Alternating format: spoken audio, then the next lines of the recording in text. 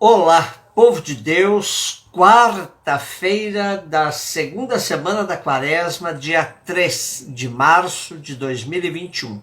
A nossa reflexão de hoje é a partir de Jeremias 18, de 18 a 20, e de Mateus 20, de 17 a 28.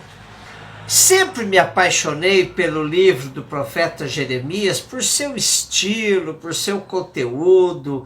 Jeremias é um profeta que revela sua vida por meio de confissões que estão intercaladas no livro. Ele começou sua missão de profeta no tempo do rei Josias, que promoveu uma reforma religiosa em Israel, concentrando o culto em Jerusalém. Porém, Jeremias conheceu também a deportação do povo para o exílio da Babilônia. Portanto, profetizou no século VI a.C. Foi perseguido pelos próprios compatriotas, que não concordavam com o realismo de Jeremias, que alertava sempre sobre a supremacia dos babilônios. Foi acusado até de ser antipatriota por causa disso. E sofreu tramas das autoridades de Israel que queriam acabar com a sua vida.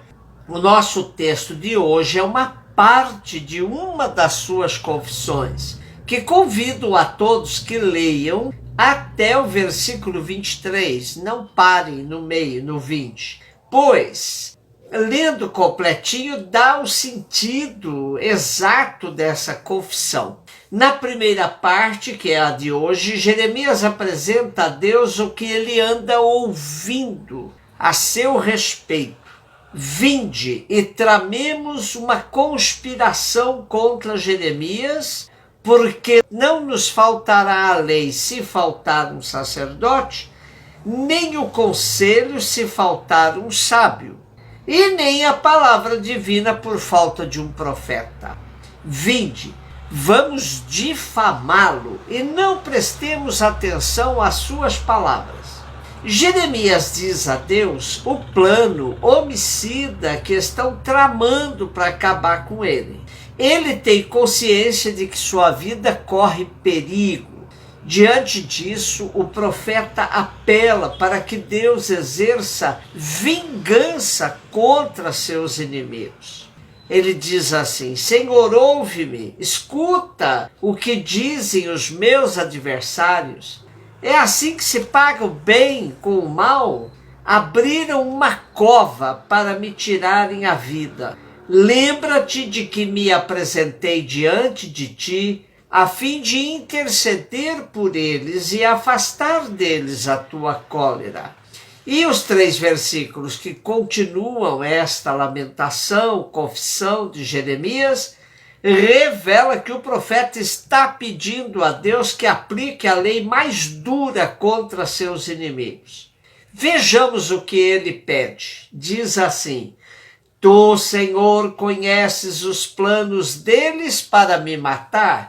Não acobertes as culpas deles, não apagues de tua presença os seus pecados, sejam derrubados na tua presença, age com eles na hora da tua ira. Jeremias suplica a Deus que não seja conivente com o plano de morte das lideranças de Israel contra ele.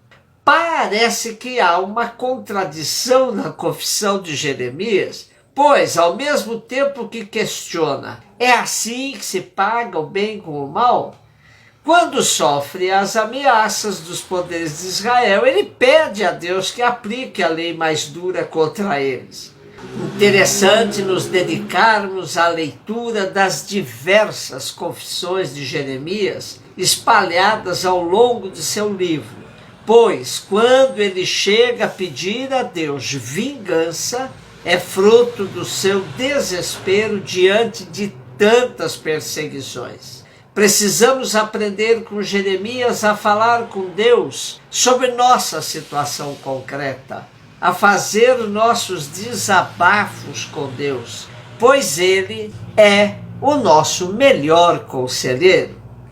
Mateus 20, 17 a 28. Diante do evangelho de hoje, uma primeira reação que podemos ter é de nos posicionarmos contra essa mãe pela sua ousadia de ir pedir a Jesus lugares privilegiados no reino aos seus 2 filhos. Passada a primeira reação, percebemos que esse desejo por poder e privilégio está enraizado no coração de todos. Interessante observar que imediatamente antes do pedido da mãe, Jesus tinha anunciado aos 12 o que iria acontecer com ele, como consequência de sua prática e de seu ensinamento. Junto ao anúncio da paixão, Jesus também anuncia a ressurreição no 3º dia. Nesse contexto se dá a aproximação da mãe de Tiago e João para perto de Jesus. Se lermos a mesma mensagem em Marcos, veremos que o pedido decorre dos próprios irmãos Tiago e João, e parece que esse episódio é tão escandaloso que Mateus ameniza colocando a mãe como autora do pedido, pois mãe é mais fácil de se entender que tenha esse pensamento do que os próprios discípulos. Tanto em Marcos quanto em Mateus, a primeira reação de Jesus é dizer: não sabeis o que pedis. Depois de longa caminhada com Jesus, vendo sua prática, ouvindo seus ensinamentos, era de se esperar que tal ambição não aconteceria mais entre os discípulos.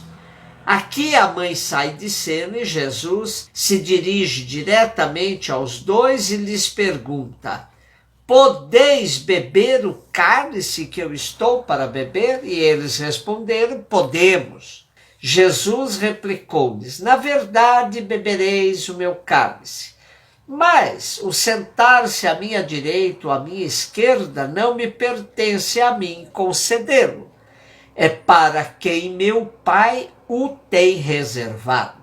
A impressão que o texto nos passa é que, mesmo diante da resposta dos discípulos de que estão dispostos a participar da paixão de Jesus, isto é, a beber do próprio cálice que Jesus está prestes a beber, Jesus continua pensando: eles não sabem o que pedem.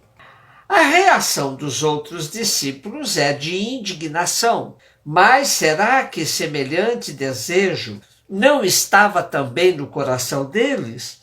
Jesus aproveita então a ocasião para uma vez mais pacientemente ensinar aos discípulos que eles foram chamados para fazer a diferença, não para seguirem os pensamentos dos seus contemporâneos, que buscam poder e prestígio.